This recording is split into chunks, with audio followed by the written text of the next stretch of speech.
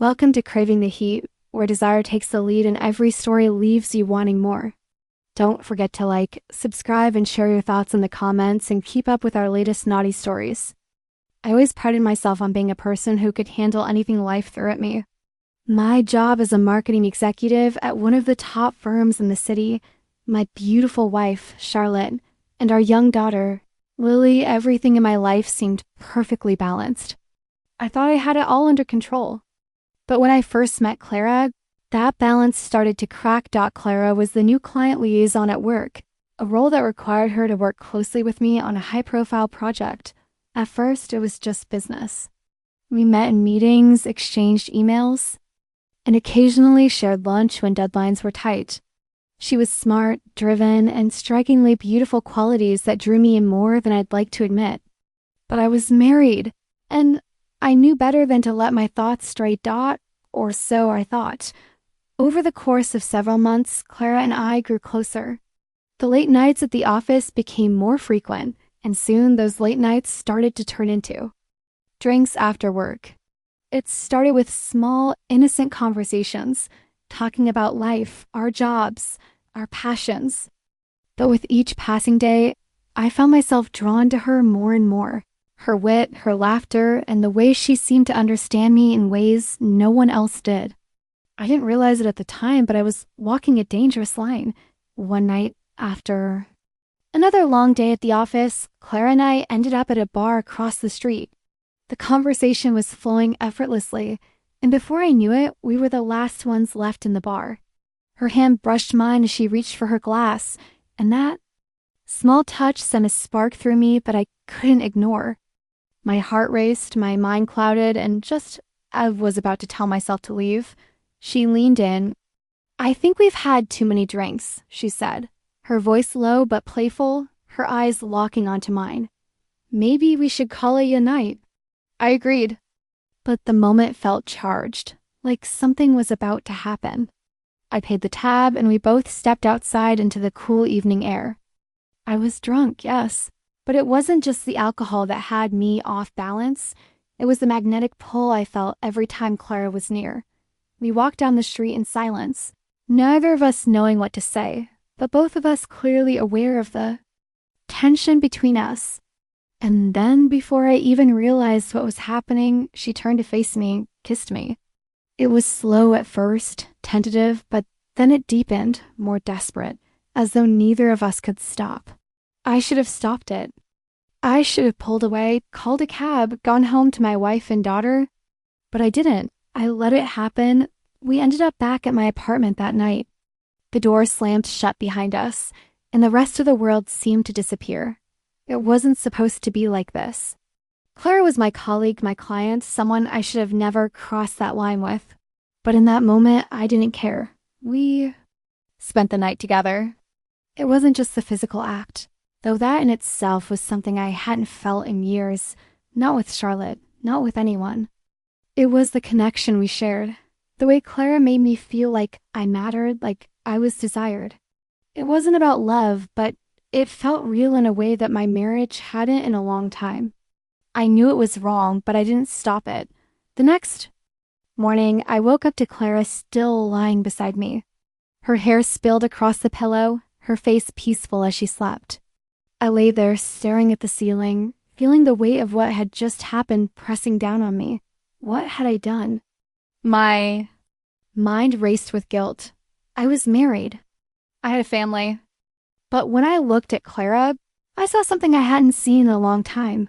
Freedom. She stirred as the sun crept through the curtains, and when her eyes met mine, there was no shame in them. No regret, just a soft smile as if the night had been just as perfect for her as it had been for me. "Good morning," she said, her voice thick with sleep. "I hope you don't regret this." I could feel my heart sink at the weight of her words. Regret. I knew I should have regretted it, should have felt guilty for betraying my wife. But in that moment, I didn't regret a single thing. We spent the next few hours together, talking, laughing, and simply enjoying each other's company. I knew I had to go home eventually, but I didn't want to. Every second I spent with Clara made me question everything I thought I knew about myself. My loyalty to Charlotte, my commitment to my family, it all seemed distant now, replaced by this intoxicating connection I had with Clara. But as the clock ticked closer to noon, reality came crashing back. I had responsibilities. I had a wife who was waiting for me. I could already hear Charlotte's voice in my head, asking where I'd been, why I hadn't answered my phone. I knew I had to leave, but Clara wasn't making it easy. "I'm not sorry," she said as I got up to gather my things. "And I don't think you are either." Her words stung, but they were true. I wasn't sorry, not yet at least. Maybe it was because I hadn't felt desired in so long. Maybe it was because Clara made me feel alive again in ways that my marriage had failed to. Either way, I didn't regret what had happened between us. I walked out of the apartment and back into the life I had been living, one of half-truths and quiet resentment. When I got home, Charlotte was waiting for me, her eyes tired but welcoming. She didn't say anything about the late night or the missed calls. She kissed me lightly on the cheek and smiled. "How was your day?" she asked, completely unaware of the storm that had brewed inside me just hours before. "Busy," I muttered, offering a weak smile. The guilt crept in, but I pushed it aside. I had a family, a life, and I wasn't about to let one mistake ruin it. Not yet, but as the days went on, things started to unravel. Clara and I continued our secret affair, sneaking around behind closed doors. Every time we met, the chemistry between us grew stronger, and the weight of the lies I was living with became heavier. I knew I was risking everything, my job, my marriage, my family, but I couldn't stop myself. I didn't want to stop. The affair continued and the lies piled up. But it wasn't until Charlotte found out that everything changed. She wasn't the one who found the texts or the late-night calls. Clara was. And in the twisted turn of fate, Clara wasn't the one who would regret our affair. Charlotte was. That day when Charlotte confronted me, I was left with a decision I had no idea how to make. I had been caught in a lie, trapped in a web of deceit, but there was something I'd never anticipated. Charlotte didn't leave. She didn't cry. She didn't scream. She simply stared at me, the tears in her eyes a sign of something much deeper than I'd ever realized. She spent the night in my bed, Mark, and she regretted nothing, Charlotte said, her voice a mixture of hurt and resolve. Clara had told her everything. I wasn't her secret after all. We were both her secret, playing with each other's emotions. And the fallout was a mess I couldn't escape. In that moment, everything changed. The guilt came rushing in, and suddenly, I regretted everything. I had thought I was in control, that I could keep everything separated. But I had lost it all. And now the real regret had begun. The days that followed were filled with tension. Charlotte didn't leave, but she became a ghost in our home. She wasn't angry, not yet, but she wasn't the same either. She moved through the house like someone who had been shattered and was desperately trying to pick up the pieces. I could feel her distancing herself, even when she was physically present. Clara, too, started to change. The secrecy that had once been thrilling began to weigh on me. She no longer seemed like the carefree woman I'd been so drawn to. The late-night meetings, the sullen moments in her apartment, the feeling of being desired, none of that mattered. Now it was as if we were both drowning in a sea of lies and regrets, and there was no shore to swim toward. I tried to talk to Charlotte, to explain what had happened, to apologize, but the words never seemed to reach her. She would listen, but there was a coldness in her eyes that I couldn't ignore. The connection we had once shared, the warmth, the love was gone. And in its place, there was this uncomfortable silence that stretched between us. Clara, on the other hand, had no such reservations. She was angry, but she didn't shy away from it. She called me frequently, wanting to see me, demanding answers, pushing for something that I wasn't sure I could give. I had thought she would be the one to walk away when it all came to light, but I was wrong. She didn't care that I had a wife or a family. All she cared about was that she had been lied to, and I was the one who had betrayed her trust. "I'm not a side piece, Mark," Clara told me one night when we met at a nearby cafe. She was staring at me with a fire in her eyes, her lips tight with frustration. You can't just drop me because it's inconvenient. You knew what you were doing when we started. You knew how much I wanted you. I couldn't argue with that. I had known. I had made the choice to keep seeing her, to keep lying to both her and Charlotte. But the guilt was gnawing at me, and I couldn't pretend that everything was fine anymore. I never wanted to hurt you, Clara, I said, my voice barely above a whisper. I was just confused. I didn't know what to do.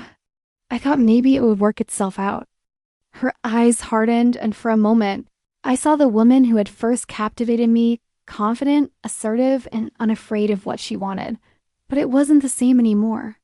It wasn't the connection we once shared, and I couldn't bring myself to continue the affair. You're a coward, Mark, Clara snapped. You don't get to have it both ways. You can have your perfect little family and still have me on the side. I won't be your dirty secret anymore. I wanted to reach out to her to apologize, to make her understand that I was sorry, but the words wouldn't come.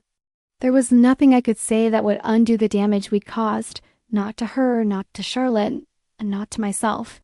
I had lost control of everything. Over the next few weeks, things fell apart completely. Charlotte and I tried to talk, but each conversation felt like it was just another layer of distance between us.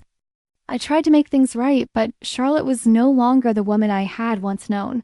Her love for me had transformed into something else, something colder, something more resigned. She didn't want to leave, but she didn't want to forgive me either. She was stuck, just like I was. Clara kept calling. She wanted me to choose her, but I couldn't. I knew that the affair had been a mistake. I couldn't pretend anymore. But when I tried to end things with her, she didn't take it well. You think you can just walk away from me like that? Clara spat, her voice full of venom. You think I'll just let you go back to your perfect life? Your perfect family? No, Mark, you don't get to do that. I'm not your secret anymore, and I won't be. That was the last time I saw Clara. She didn't wait for me to choose. She walked out of my life, leaving me with nothing but the consequences of my actions. I was left with a broken marriage, a damaged reputation, and a future that seemed to be falling apart. But the twist came when Charlotte, after weeks of silence, finally spoke. She wasn't leaving. She wasn't going to let me off that easy. She was staying, but it wasn't out of love. It was out of something else, something deeper, something more vengeful.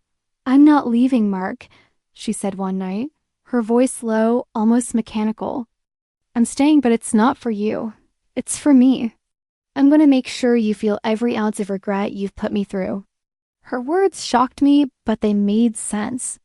Charlotte had always been the strong one, the one who held everything together while I took her for granted. But now she was taking control. She was making me feel what she had felt, the betrayal, the humiliation, the anger, and that was the twist I never saw coming. In the end, I wasn't the one who got to make the decision. Charlotte had made it for me. She was going to stay, but only because she had her own plans. She wasn't going to forgive me, not anytime soon. Instead, she would rebuild herself in a way I could never have imagined.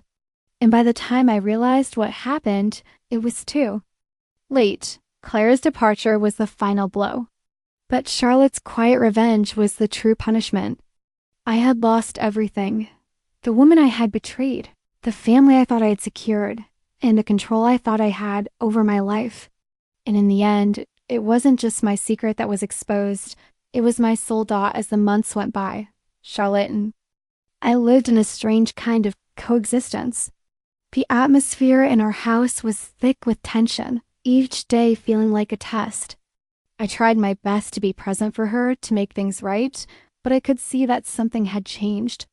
It wasn't just the way she looked at me cold, distant, but her actions too. She seemed more independent, more self-assured. There were times when she would go out, leaving me to wonder where she was or who she was with. I couldn't help but feel that she was keeping secrets of her own. I was consumed by guilt, by the need to fix what I had broken, but the harder I tried, the more distant Charlotte became. Her once unwavering commitment to our family now felt like a facade, something she wore out of obligation. She wasn't the woman I had married, she was something else, someone who had learned to live without me, without needing me. And the silence between us became unbearable. But the real shock came one evening when I came home to find Charlotte sitting at the kitchen table, an envelope in front of her. Her face was unreadable, her eyes fixed on something distant. My heart sank. "I know what you're thinking," she said, her voice calm, almost too calm. "You think I've been playing games with you, making you feel guilty. You think I've been waiting for you to fix everything. But you're wrong."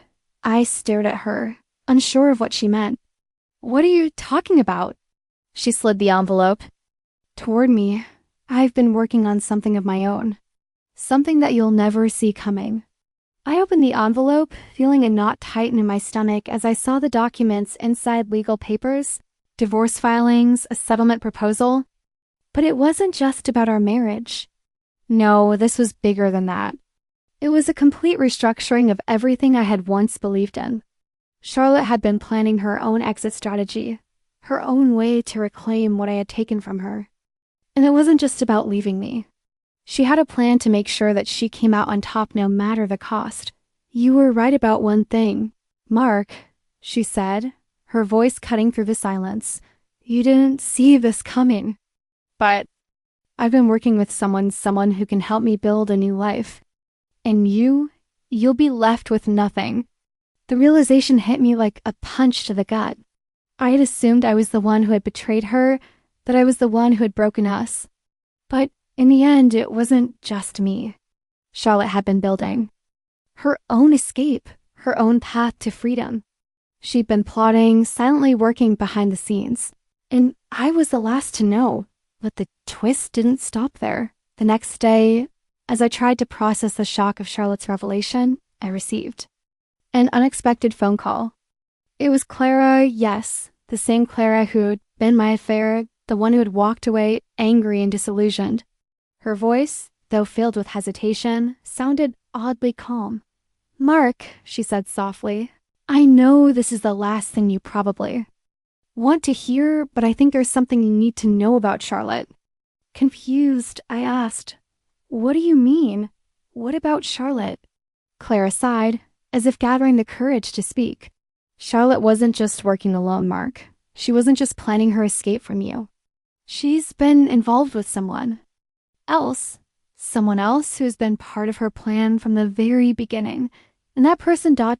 is someone you know very well." My heart pounded in my chest.